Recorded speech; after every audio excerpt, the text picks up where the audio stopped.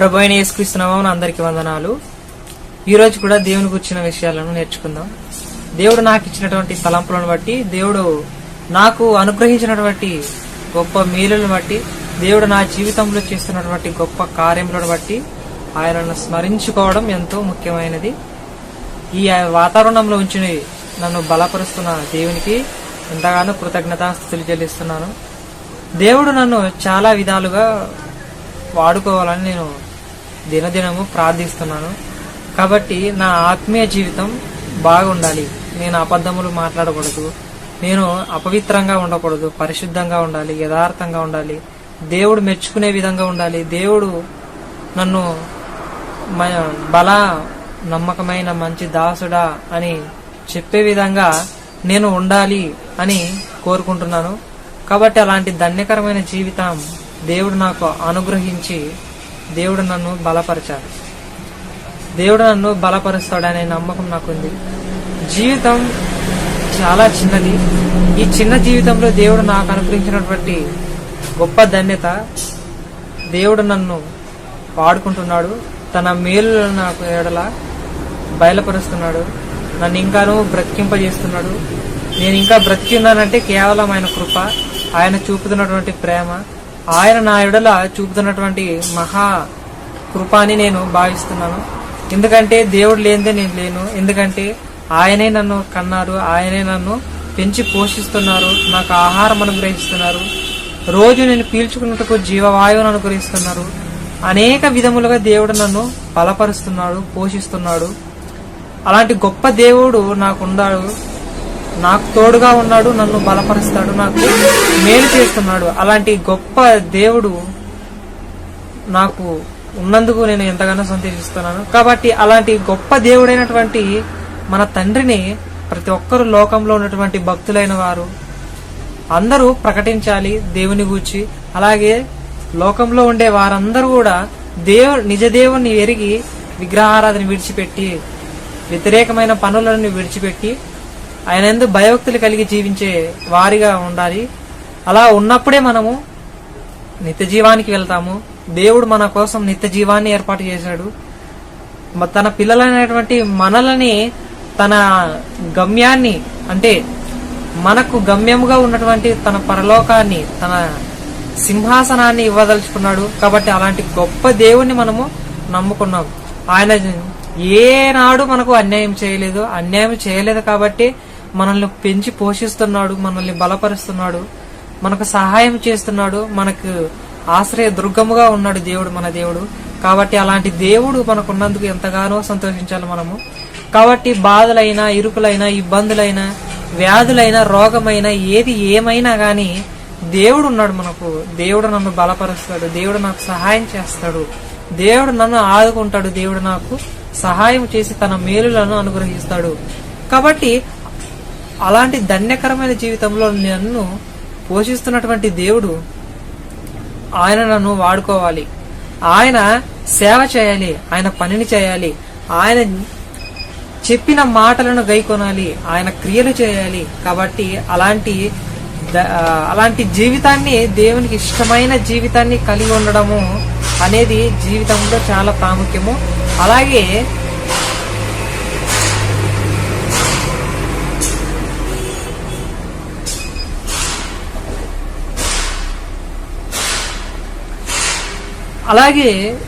జీవితంలో ప్రతి శోధనలను జయించాలి, జీవితంలో అనేక సమస్యలను జయించాలి, ఎదుర్కోవాలి, వాటితో పోరాడాలి.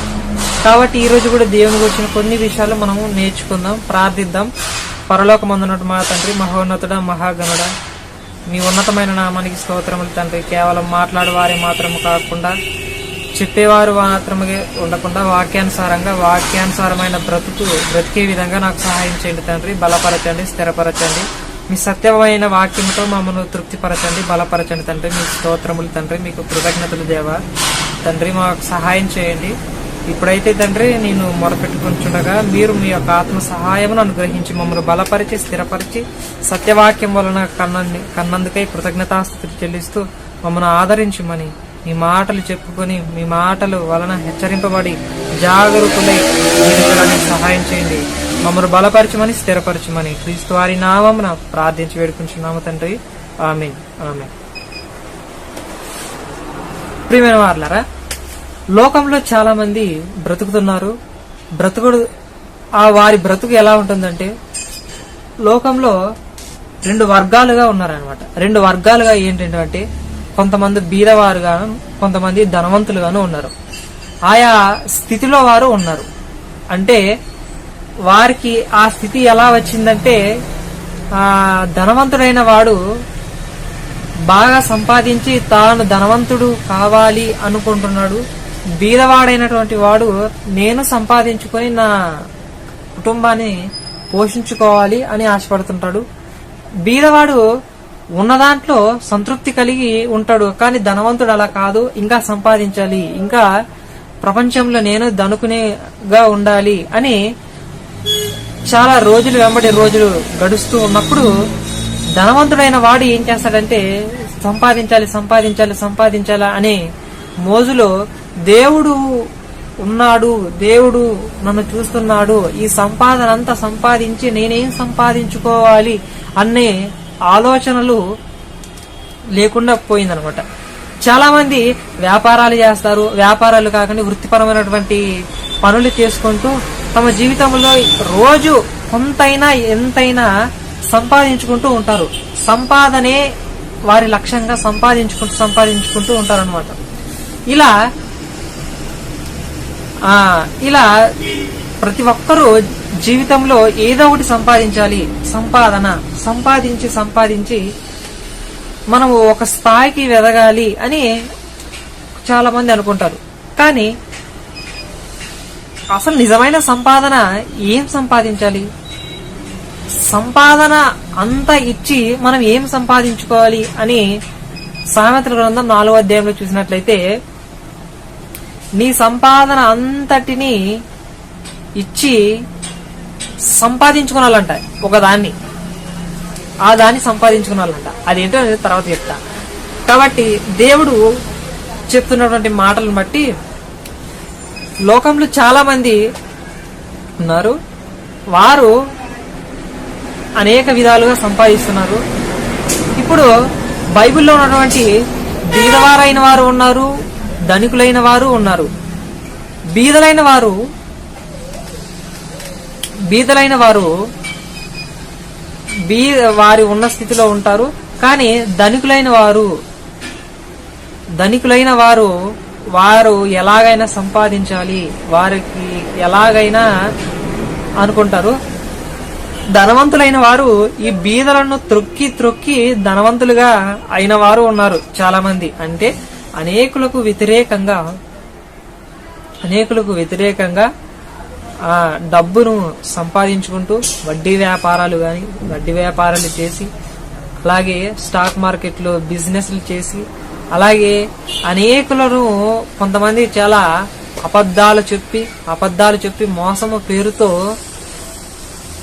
డబ్బును సంపాదించి నేను ఉన్నత స్థాయికి ఎదగాలి అని కోరుకుంటుంటారు.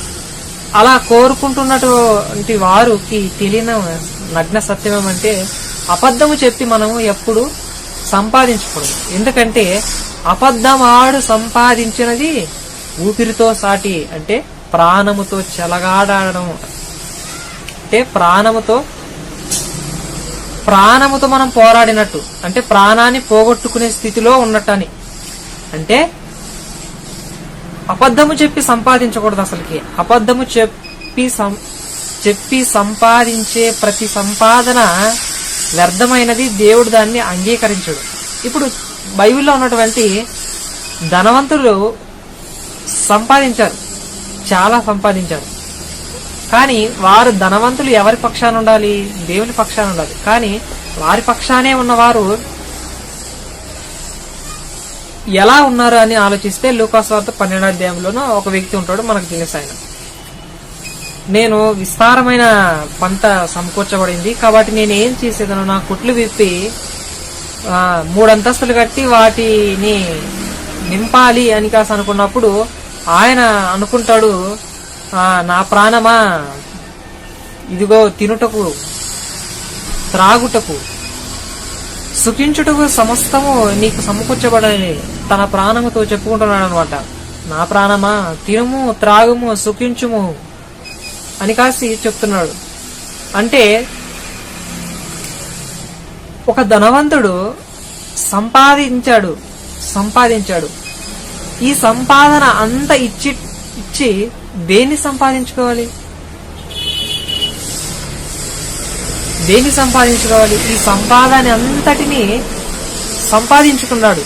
అసలు సంపాదనే డబ్బు అనుకున్నారు, కానీ సంపాదన అనేది డబ్బు కాదు.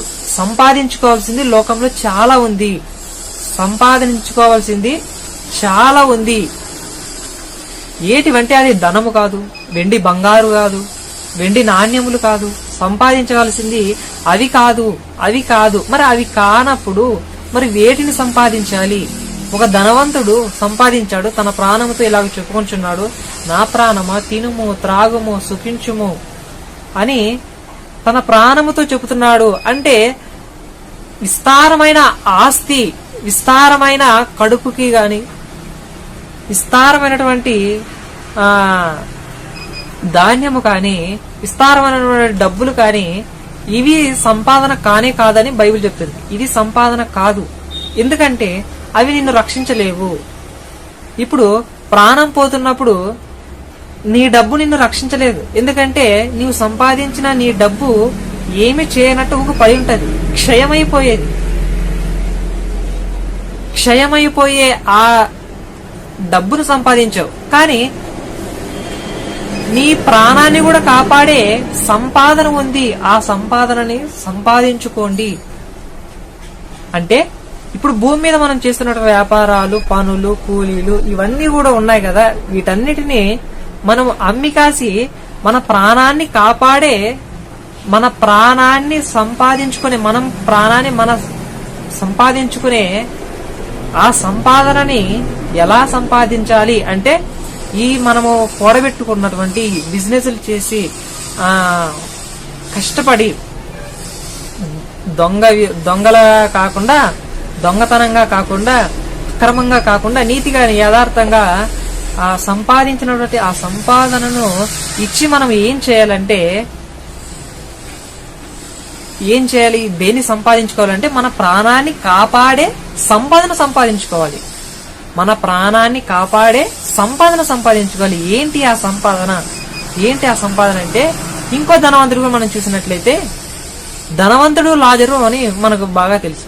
ఈ ధనవంతుడు లాజరు కూడా, ధనవంతుడైన వాడు చాలా ఉన్నత స్థితిలో ఉన్నాడు, తనకి అన్ని సౌకర్యాలు ఉన్నాయి.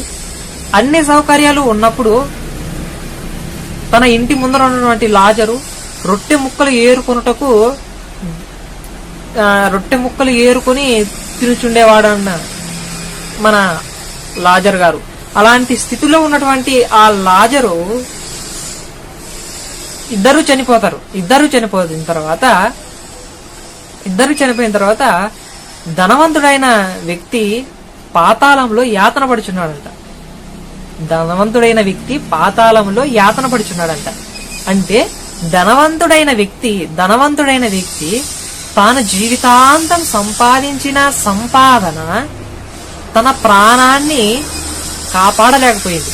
కానీ ఇక్కడ లాజర్ గారు మనం బాగా గమనించినట్లయితే తాను తిండికే సరైన పోషణ లేదు, సరైన వస్త్రములు లేవు, ఒంటి నిండా రోగము ఉంది. కానీ అతడు పరదేశులో నెమ్మది పొందుచున్నాడంట. అసలు ఆయన ఏం సంపాదించుంటాడు? ఆ సంపాదన కోసం, ఆ నిత్య జీవం అనే సంపాదన కోసం ఈయన ఏం సంపాదించుకుంటాడు? బీదవాడుగా ఉండడమా? అది కాదు.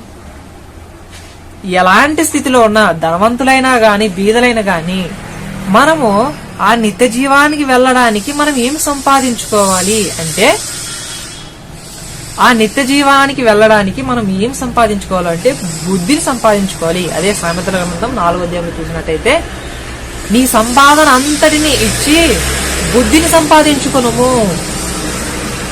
ఎందుకండి బుద్ధిని సంపాదించుకోవాలి? ఎందుకు? మనకు బుద్ధి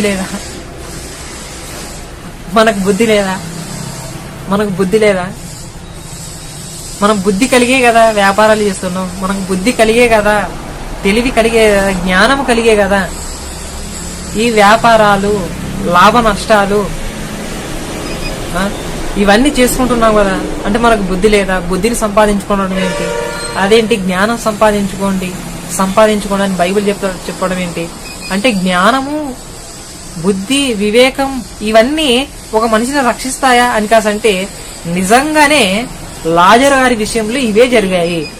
లాజరు గారు బీదవాడైనప్పటికీ, చాలా నిరుపేద కుటుంబంలో వచ్చిన వ్యక్తి అయినప్పటికీ ఇవన్నీ కలిగి ఉన్నాడు. ఏటటువంటి విశ్వాసాన్ని కలిగి ఉన్నాడు, విధేయతను కలిగి ఉన్నాడు, బుద్ధిని కలిగి ఉన్నాడు, నమ్మకంగా కలిగి ఉన్నాడు, కానీ యథార్థంగా ఉన్నాడు. కానీ ఏమంటే బీద పరిస్థితిలో రోగం వచ్చిన వాడిగా ఉన్నాడు, మనకు కనబడుతున్నాడు. అలాగే ఈ ధనవంతుడైన వాడు తాను సంపాదించుకున్నాడు, మొత్తాన్ని సంపాదించుకున్నాడు, ఆస్తులను సంపాదించుకుని ఉంటాడు, ఆస్తులను సమకూర్చుకుని ఉంటాడు.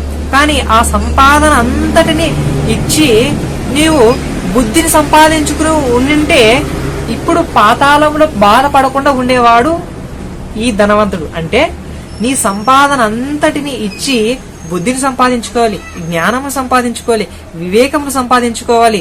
వీటన్నిటిని సంపాదించుకుంటే మనము నిత్య జీవానికి వెళతాము. అసలు ఈ బుద్ధి, జ్ఞానములు వీటన్నిటిని ఎందుకు మనం సంపాదించుకోవాలంటే లోకములో సరైన విధంగా బ్రతకడానికి, నీతిగా బ్రతకడానికి, యథార్థంగా బ్రతకడానికి. అలాగే ఈ ధనవంతుడైన వ్యక్తి ఉన్నాడే, ఈ ధనవంతుడైన వ్యక్తి ఇంత ధనవంతుడిగా ఎలా అయ్యాడు? ఇంత ధనవంతుడు ఎలా అయ్యాడు అంటే కొంతమంది చెప్పచ్చు, చాలా మంది ఈ లోకంలో మనం బ్రతుకుచున్నటువంటి మన సమాజంలో కూడా ధనవంతులైన వారు వ్యాపారాలు, వడ్డీ వ్యాపారాలు అని బీదవారిని అనగదొరికి పైకి ఎదిగిన వాళ్ళు కూడా ఉన్నారు.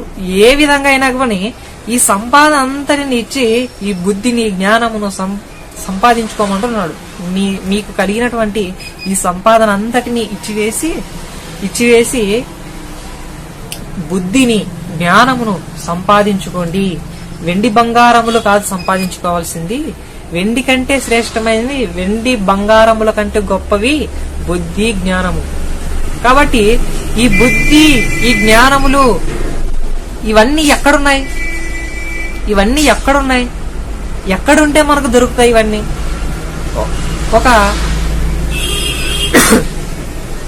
ఒక అంగల్లోకి వెళ్తే నాకు 1 కేజీ బుద్ధిని ఇవ్వండి అని అడిగితే వారు ఇవ్వలేరు.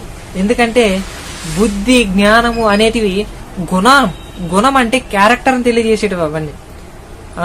ఇప్పుడు అంగళ్ళే నాకు కేజీ జ్ఞానం ఇవ్వండి అని అడగలేం. అలాగే నేనున్నా కదా ఇప్పుడు ఫర్టిలైజర్ షాప్లోనా, ఈ ఫర్టిలైజర్ షాప్లోనా కేజీ తెలివి ఇవ్వండి, బుద్ధిని ఇవ్వండి అంటే వారు ఇవ్వలేరు. ఇవన్నీ ఏంటివి? పురుగులను చంపే మందులు, అలాగే చెట్లు వేసే ఎరువులు ఇవి. కానీ ఇవన్నీ ఎక్కడ దొరుకుతాయి అని మనం ఒకసారి బాగా ఆలోచించినట్లయితే ఈ సంపాదన అనేది మనం సంపాదించుకున్న ప్రతి సంపాదన ఇచ్చి బుద్ధిని, తెలివిని, జ్ఞానమును సంపాదించుకోవాలంట.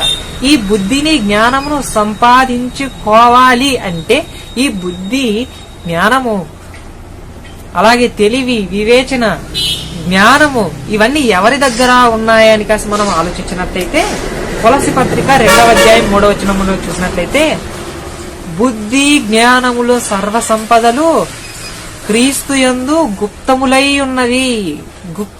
ఉన్నవంటే క్రీస్తులో ఉన్నవి. ఇప్పుడు మీ సంపాదన అంతా ఇచ్చి ఆ గుప్తములై ఉన్నటువంటి, అప్పుడప్పుడు మనం చూస్తుంటాం ఎక్కడ వార్తాపత్రికల్లోనూ వార్తల్లోనూ ఈ కొండ గుహల్లోనూ గుప్త నిధులు ఉన్నాయండి. గుప్త నిధులు అంటే నిధులు, వజ్రాలు, వైఢూర్యాలు, బంగారం అనేవి కదా. ఈ కొండల్లోన, ఈ చర్యల్లోన, ఈ కొండ చర్యల్లోన ఇక్కడ బంగారు, వజ్రాలు ఇవన్నీ ఇక్కడ ఉన్నాయని గుప్త నిధులు ఇక్కడ సమకూర్చి పెట్టారని అంటే అవన్నీ కూడా తెలివి, బుద్ధి, వివేకం ఇవన్నీ ఉన్నాయి కదా, ఇవన్నీ కూడా క్రీస్తులో నిక్షిప్తమై ఉన్నావంట. ఇవన్నీ కూడా యేసుక్రీస్తు వారిలో ఉన్నాయంట, దాగి ఉన్నాయంట. ఇప్పుడు వాటి మనము వెతకాలి, గ్రహించాలి, వెతికి ఇప్పుడు కొండ చర్యల్లోనూ కొండల్లోనూ బంగారం ఉంది, ఇవన్నీ ఉన్నాయి అన్నప్పుడు మనము ఆయా మిషన్లు తీసుకొని చెక్ చేయడానికి అట్లే ఈ బంగారు వస్తువుగా కాదా అని ఎలాగైతే మనం అనేక మిశ్రమాలని పరికరాలని తీసుకువెళ్లి కనిపెట్టి యంత్రాలను తీసుకెళ్తామో అలాగే మనం కూడా బుద్ధిని జ్ఞానమును క్రీస్తులో ఉన్నావు కదా, ఇవన్నీ మనము తెలుసుకోవడమే కాకుండా వాటిని వెతికి పట్టుకోవాలి, సంపాదించుకోవాలి. కాబట్టి ఇప్పుడు వెండిని బంగారమును వెతికి ఒక వ్యక్తి కొండ చర్యల్లో ఉన్నాయన్నప్పుడు తాను సంపాదన ఇచ్చి సంపాదించిన సంపాదనలో కొంత తీసుకొని ఇస్తాడు. దేనికి? కష్టపడేదానికి. ఏందికి? ఇప్పుడు ఆ వెండి బంగారములు దొరకాలంటే నాకేం కావాలి? వాటిని కొండ చర్యలను వెరగొట్టడానికి సుత్తి కావాలి, సుత్తిని కొనుక్కుంటాడు, ఇవన్నీ కొనుక్కుంటాడు అనమాట. ఇవన్నీ ఈ సంపాదన అంతా ఇచ్చి, తన దగ్గర ఉన్నటువంటి సంపాదన అంతా ఇచ్చి వాటిని ముడి పదార్థాలన్నిటిని కొనుక్కొని వాటిలోకి వెళ్ళిపోతాడు. వేటిలోకి? ఆ బుద్ధి జ్ఞానములు ఉన్నాయి కదా, వాటిలోకి వెళ్ళిపోతాడు. వాటిలోకి వెళ్ళిపోయిన తర్వాత అప్పుడు అవి దొరుకుతాయి. అలాగే క్రీస్తులో కూడా ఉన్నాయంట ఈ బుద్ధి జ్ఞానములు, సర్వ సంపదలు అన్నీ ఆయన యందు గుప్తములైన నిక్షేపముగా అక్కడ ఉన్నాయి, క్రీస్తు యందే ఉన్నాయి. ఇప్పుడు అసలుకి బుద్ధి జ్ఞానములు పాత నిబంధన నుంచి మనం చూసినట్లయితే ఎప్పటి నుంచో బుద్ధి తెచ్చుకోండి, జ్ఞానం తెచ్చుకోండి అని చెప్తూనే ఉన్నారు. కానీ ప్రత్యేకంగా క్రీస్తు యందే ఎందుకున్నాయి? ప్రత్యేకంగా క్రీస్తునందే జ్ఞానము, బుద్ధి, వివేచన ఇవన్నీ ఎందుకు గుప్తములై ఉన్నవి? క్రీస్తునందే ఎందుకు ఉండాలంటే క్రీస్తు యేసు వారు చేసినటువంటి పరిచర్యలో 3.5 సంవత్సరాల పరిచర్యలో ఆయన చేసినటువంటి గొప్ప కార్యములు, అద్భుతములు, ఆయన నడుచుకున్నటువంటి మార్గము చాలా పరిశుద్ధమైనది, పవిత్రమైనది, యథార్థమైనది. ఆయన చేసినటువంటి పరిచర్య చాలా గొప్పది. ఆయన ఎలాంటి వాడంటే పాపము లేనివాడు, పరిశుద్ధుడు, యథార్థవంతుడు, నిర్దోషి, నిష్కల్మషుడు, పాపులలో చేరక ప్రత్యేకముగా ఉన్నవాడు. ఆయన గుణాలే తనను నిత్య జీవానికి నడిపించారు. అలాంటి గుణాలను కలిగినటువంటి, అంత క్యారెక్టర్ కలిగినటువంటి యేసు ప్రభు వారి ఎందే ఉన్నాయంట. ఎందుకంటే యేసుక్రీస్తు వారు ఈ లోకానుసారంగా ఈ లోకంలో ఉన్నటువంటి శరీరాశ, నేత్రాశ వీటన్నిటి జోలికి పోకుండా ఈ లోకంలో ఉండేటువంటి సంపాదన కోసము పరుగులు పెట్టలేదు యేసుక్రీస్తు వారు. యేసుక్రీస్తు వారు ఎప్పుడు పైనున్న సంపాదన కోసమే బ్రతికాడు. అలా బ్రతికాడు కాబట్టి ఆయన ఎందుకు బుద్ధి జ్ఞానములు ఉన్నాయి. అసలు ఎందుకు ఈ జ్ఞానము, బుద్ధి ఇవన్నీ ఎందుకు ఆయన దగ్గర ఉన్నాయి అని మనం ఆలోచించినట్లయితే, బుద్ధి అసలుకి ఇప్పుడు సంపాదించుకున్నటువంటి ఆ సంపాదన ఎవరు? ధనవంతులు ఇద్దరు చూసినాం మనం. ఇప్పుడు ఆ ఇద్దరు ధనవంతులు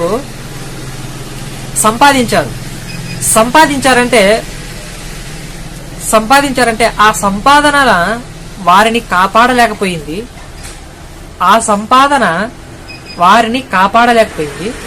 కానీ యేసుక్రీస్తు వారు సంపాదించుకున్నటువంటి సంపాదన ఆయన నిత్య జీవానికి నడిపించేది, నిత్య జీవానికి మార్గమైనాడు ఆయన.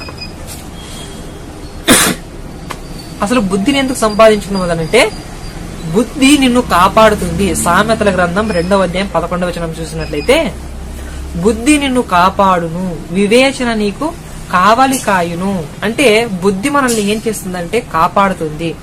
నీ సంపాదన అంతా ఇచ్చి బుద్ధిని ఎందుకు సంపాదించుకోవాలి అని మనం ప్రశ్న వేసినట్లయితే, ఆ బుద్ధి నిన్ను నిత్య జీవానికి నడిపిస్తుంది. ఇప్పుడు బుద్ధి లేకపోవటం వలనే కదా ఈ లోకంలోన చంద్రబందర గందరగోళంగా ఆ ధనవంతుడు ఇద్దరు బ్రతికారు కాబట్టి అక్కడ పాతాళంలో బాధపడుచున్నారు. అంటే ధనవంతుడైన వ్యక్తి బుద్ధి లేకపోవడం వలనే ఎక్కడికి వెళ్ళాడు?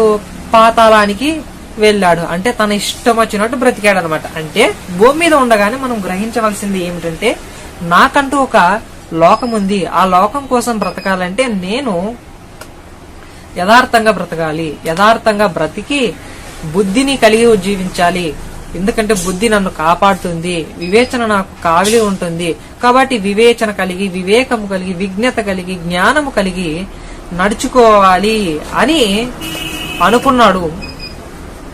ఎవరు? లాజరు. కాబట్టి ఆ లాజరు గారు పరదైసులో ఉన్నారు. అలాగే యేసుక్రీస్తు వారు బుద్ధిమంతుడు కాబట్టి ఆ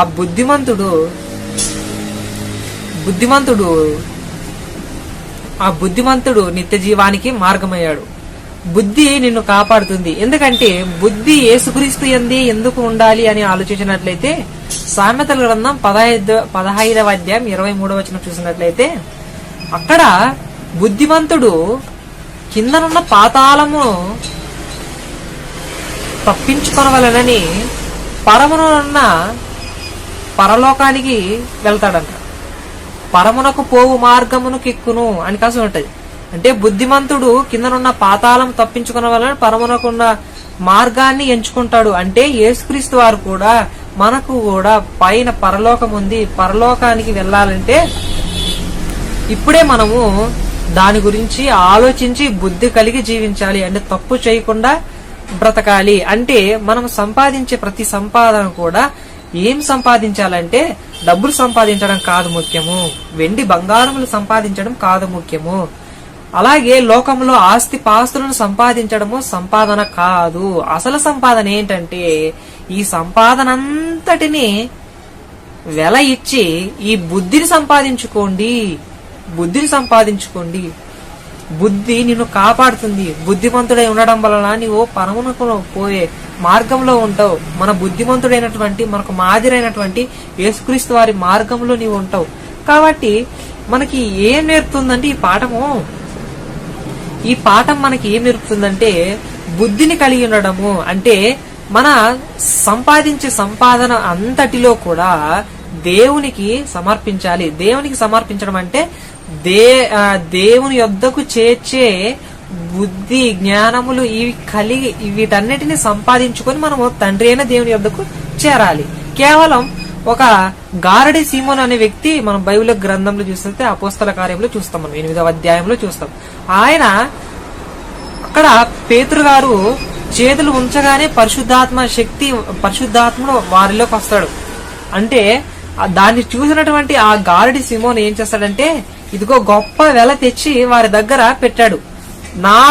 నేను కూడా వేరే వారి మీద చేతులు పెట్టినప్పుడు ఇలాంటి వరము నాకు కూడా శక్తిని అలాంటి అనుగ్రహించండి అని అడిగినప్పుడు వారు వేసిన ప్రశ్న, వారు అడిగినటువంటి వారు చెప్పిన ప్రత్యుత్తరం ఏమిటంటే నీవు దేవుని వరమును వెల ఇచ్చి ఎలా కొంటావు, కాబట్టి నీకు నీవే శిక్ష తెప్పించుకుంటావు, జాగ్రత్త, ఇలా చేయకూడదని కాసి అంటాడు. అంటే దేవుని యొక్క వరములు, దేవుని యొక్క ఆశీర్వాదములు ఊపినే కూడా రావు.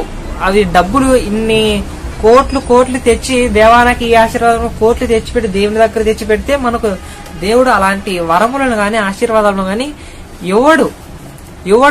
కాబట్టి అపోస్తులు బుద్ధిమంతులు కాబట్టి తమ స్థిర ఆస్తులను అక్కడ మొదటి సంఘంలో ఉన్నటువంటి ప్రజలు అపోస్తలుల పాదముల యొద్ద పెట్టి ఇదిగో స్వార్థకు వినియోగించండి, అనేకులను రక్షించండి, అనేకులకు మారు మనస్సును ప్రకటించండి అని వారు చెప్పి అనేకులను క్రీస్తుకు దాసులుగా చేయడం, క్రీస్తుకు శిష్యులుగా చేయడం, ఇలాంటి గొప్ప ధన్యత వారికి అనుగ్రహింపబడింది. కాబట్టి అలా అనుగ్రహింపబడింది కాబట్టి ఈనాటికి మన భారతదేశానికి సువార్త ప్రకటించబడి చాలా సంవత్సరంలో అనేక విశ్వాసులుగా బ్రతుకుతున్నాం, దేవుని ఎరిగిన వారుగా బ్రతుకుతున్నాం. కాబట్టి మనము సంపాదించాల్సిన సంపాదన ఏమిటంటే బుద్ధిని సంపాదించుకోవాలి, జ్ఞానమును సంపాదించుకోవాలి, వివేచనను సంపాదించుకోవాలి. ఇవన్నీ సంపాదించుకోవడం వలన మనం బుద్ధిమంతులుగా ఎదుగుతాం. ఆ బుద్ధిమంతుడుగా యేసుక్రీస్తు వారు ఉన్నారు. యేసుక్రీస్తు యందే ఆ యొక్క లక్షణాలు ఉన్నాయి. కాబట్టి ఇప్పుడు ఆ బుద్ధిని ఆ జ్ఞానమును యేసుక్రీస్తు వారి యందు ఉన్నవి కాబట్టే క్రీస్తు యేసు వారి యందే గుప్తములై ఉన్నవి. ఆ గుప్తములైనటువంటి గుప్త నిధులను, బుద్ధిని, జ్ఞానమును సంపాదించుకోవాలి. మన సంపాదన అంతా ఇచ్చి వీటిని సంపాదించుకోవడం వల్ల మనం నిత్య జీవానికి వెళుతాము. కాబట్టి వెండి బంగారముల కంటే, ధనరాశుల కంటే, గొప్ప ఇండ్ల కంటే, గొప్ప ఐశ్వర్యము కంటే ఈ బుద్ధి, జ్ఞానం అనేవి చాలా ప్రాముఖ్యమైనవి. కాబట్టే బీద లాజరు పరదైసులకు చేరుకున్నాడు, విశ్వాసం కలిగి జీవించాడు. అలాంటి విశ్వాసము మనము కలిగి జీవించాలి. అలాంటి గొప్ప ధన్యత మన అందరికీ దేవుడు అనుగ్రహించాలి. కాబట్టి మనకి ఏం అర్థమవుతుందంటే, నీ సంపాదన అంతా ఇచ్చి దేని సంపాదించుకోవాలి? బుద్ధిని సంపాదించుకోవాలి. అలాగే చిట్ట చివరకు అపోస్తులైన పౌలు ఏమంటాడంటే తన జీవితాంతము 2వ తిమోతి రాసినటువంటి అపోస్తులైన పౌలు తిమోతికి రాసిన 2వ పత్రిక 4వ అధ్యాయం 7వ వచనంలో ఏమంటున్నాడంటే, మంచి పోరాటం పోరాడి తిని నా పరుగు కడం ముట్టించిందని విశ్వాసమును కాపాడుకుంటేనే అనకాసి అంటున్నాడు. అంటే విశ్వాసం కాపాడుకున్నటువంటి పౌలు గారు లాజరు వలె విశ్వాసం కలిగి, పౌలు గారి వలె విశ్వాసం కలిగి మనం అందరం జీవించాలి. అలా జీవించినప్పుడు మనము కూడా నిత్య జీవానికి వెళతాం. పౌలు గారు తర్వాత ఏమంటున్నాడంటే, నా కొరకు నీతి కిరీటం ఉంచబడి ఉన్నది అని కాసంటాడు. అలాగే ఫిలిప్పి పత్రిక 1వ అధ్యాయం 21వ వచనంలో చూసినట్లయితే, బ్రతుకుటన క్రీస్తే చావైతే లాభము అన్న గొప్ప వ్యక్తి. అంటే పౌలు గారు చిట్ట చివరికి వచ్చేసరికి ఏమని చెప్తున్నాడంటే, నేను క్రీస్తును సంపాదించుకున్నాను, నా జీవితాంతము క్రీస్తును సంపాదించుకున్నాను. క్రీస్తును సంపాదించుకున్నటంలో ఆనందం, చాలా ఆనందం ఉంది. నన్ను నిత్య జీవానికి నడిపించింది. నిత్య జీవానికి నడిపించడమే కాకుండా నా కొరకు నీతి కిరీటం ఉంచబడింది అని భూమి మీద ఉండగానే చెప్పినటువంటి గొప్ప భక్తుడు పౌలు గారు. అలాంటి నిరీక్షణ కలిగినటువంటి భక్తుడు పౌలు గారు. అంటే మనము పౌలు గారి నుంచి మనం ఏం నేర్చుకోవాలంటే, అలాంటి గొప్ప నిరీక్షణ కలిగి మనం కూడా జీవించాలి. అనేకులకు సువార్త ప్రకటించాలి. అనేకులకు మాదిరికరంగా బ్రతకాలి. మన యజమానులకు మనకు లోబడాలి. దేవుడు చెప్పిన ప్రతి మాటను లోబడాలి. ఇలా నేను క్రీస్తును సంపాదించుకున్నాను అని అంటున్నారు పౌలు గారు. నేను క్రీస్తును సంపాదించుకున్నాను అని అంటున్నారు పౌలు గారు. కాబట్టి క్రీస్తును సంపాదించుకున్నటువంటి పౌలు గారు తన పరుగును కడముట్టించాడు. అలాగే మన జీవితంలో కూడా క్రీస్తును సంపాదించుకొని క్రీస్తు యేసు వలె బ్రతకడానికి మనం అందరం ప్రయత్నపడాలి. బాధలైనను, ఇరుకులైనను, ఇబ్బందులైనను మన సంపాదన అంతా బుద్ధి జ్ఞానములు, అలాగే బుద్ధి జ్ఞానములు నిక్షిప్తమై ఉన్న గుప్తములై ఎవరి యందు ఉన్నాయి? క్రీస్తు యందు ఉన్నాయి. క్రీస్తు యందు ఉన్నామంటే మనం క్రీస్తును సంపాదించుకోవాలి. మన జీవితం యొక్క గోల్ ఏమంటే క్రీస్తును సంపాదించుకోవాలి. పౌలు గారు తన పత్రికలో చెప్తున్నమాట, క్రీస్తును సంపాదించుకొని నేను సమస్తము పెంటతో పోల్చుకున్నాను. నాకు క్రీస్తుంటే చాలు నిత్య జీవానికి నేను వెళ్ళిపోతాను. కాబట్టి ఏది ఏమైనప్పటికీ మనం సంపాదించుకోవాల్సినది యేసుక్రీస్తు వారిని సంపాదించుకోవాలి. యేసుక్రీస్తు వారిని సంపాదించుకోవటం వలన మనము నిత్య జీవంలోనికి ప్రవేశిస్తాము.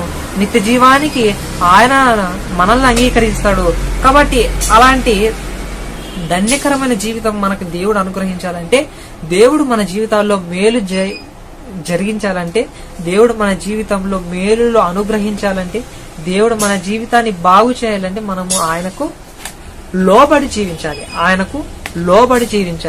లోబడి జీవించటం వలన మనము విధేయులు కావటం వలన ఆయన మెచ్చుకుంటాడు. ప్రభు మెచ్చుకున్నవాడే యోగ్యుడు అని కాసంటాడు. కాబట్టి మనుషుల మెప్పు కోరువాడు దేవునికి అసహ్యుడు. కాబట్టి మనుషుల మెప్పు వద్దు. మన ఆత్మకు చాలా తిప్పలు ముప్పులు పెడుతుంది. కాబట్టి అలాంటి మనుషుల మెప్పు వద్దు. గాని ఈ జీవితంలో ఉండగానే అనేకులను క్రీస్తు కొరకు సంపాదించాలి. అనేక ఆత్మలను సంపాదించాలి. కొందరినైనాను అగ్నిలో నుండి కాపాడినట్టు కాపాడండి అని పౌలు గారు చెప్తున్నారు అనమాట. కొందరినైనా రక్షించండి, నిజ సువార్తను వారికి చెప్పండి. విగ్రహంలో ఎందు ఏమీ లేదు, వారు విగ్రహారాధన చేస్తున్నారు. అలాగే వ్యర్థమైన వాటి యందు నమ్మిక ఉంచున్నారు. ధనమే లోకాశ, ధనమే ఆశగా, ధనమే ఐశ్వర్యంగా, ధనమే దేవుడుగా, ధనమే నాకు అన్నం పెడుతుంది అన్నట్టుగా లోకంలో లోక నివాసులు జీవిస్తున్నారు. చాలా మంది కూడా దేవుడు ఆయా బ్రతుకులు చూసినప్పుడు చరించిపోతాం. అంటే ఎందుకంటే దేవుడేం చేస్తాడు? దేవుడేం అన్నం పెడుతున్నాడా? దేవుడేం మనకు పని చేసి పెడుతున్నాడా? మనమే సంపాదించుకోవాలి. దేవుడు ఏం చేస్తాడు అని కాసి అంటున్నప్పుడు నేను చాలా బాధపడ్డాను. కాబట్టి దేవుడు వలనే మనం బ్రతుకుతున్నాం. ఈ సూర్య చంద్ర నక్షత్రముల విశ్వంలో జరుగుతున్నటువంటి మహా సంగ్రామము దేవుని వలనే జరుగుతుంది. చాలా చాలా దేవుని వలనే జరుగుతుంది. ప్రకృతి మొత్తము, భూమిలో ఉన్నటువంటి సమస్త జీవరాశులు, చెట్లు, పక్షులు, వృక్షములు, మహావృక్షములు ఇవన్నీ కూడా ఎవరిని వలన వస్తున్నాయి, ఎవరి వలన చూస్తున్నాము అని మనం ఆలోచించినట్లయితే దేవుని వలనే మనము ఇవన్నీ కలిగి ఉన్నాం. దేవుడే మనల్ని రక్షిస్తున్నాడు. కాబట్టి ఆ దేవుణ్ణి ఎరిగి ఉండాలి. దేవుణ్ణి మనం సంపాదించుకోవాలి. లోకంలో నాకు బ్యాంక్ బ్యాలెన్స్ లో ఇంతుంది అంతుంది అని మురిసిపోవడం కాకుండా, నాకు దేవుడున్నాడు, దేవుడు నాకు తోడుగా ఉన్నాడు, నేను ఎలాంటి స్థితిలోకి వెళ్ళినా, నేను ఏ పరిస్థితిలో ఉన్నా, ఏ బాధలో ఉన్నా, ఏ రోగంలో ఉన్నా, ఏ ఇరుకులో ఉన్నా, ఏ ఇబ్బందులో ఉన్నా దేవుడు నాకు తోడున్నాడు. ఇప్పుడు ఐశ్వర్యవంతులైనను ధనవంతులైనను ఇప్పుడు వారి ఐశ్వర్యము వారికి తిండి పెట్టదు. అవి పోతే వారికి తిండి పెట్టదు. వారు పిచ్చోళ్ళు అయిపోతారు. ఎందుకంటే అంత డబ్బు చూసినటువంటి వ్యక్తులు సడన్ గా డబ్బులు లేకుండా వెళ్ళిపోతే చాలా బాధపడతారు, నిరుత్సాహానికి గురవుతారు, ఆత్మహత్యలు చేసుకునే కూడా ప్రయత్నపడతారు. కాబట్టి అలాంటి వారుగా మనం ఉండకూడదు.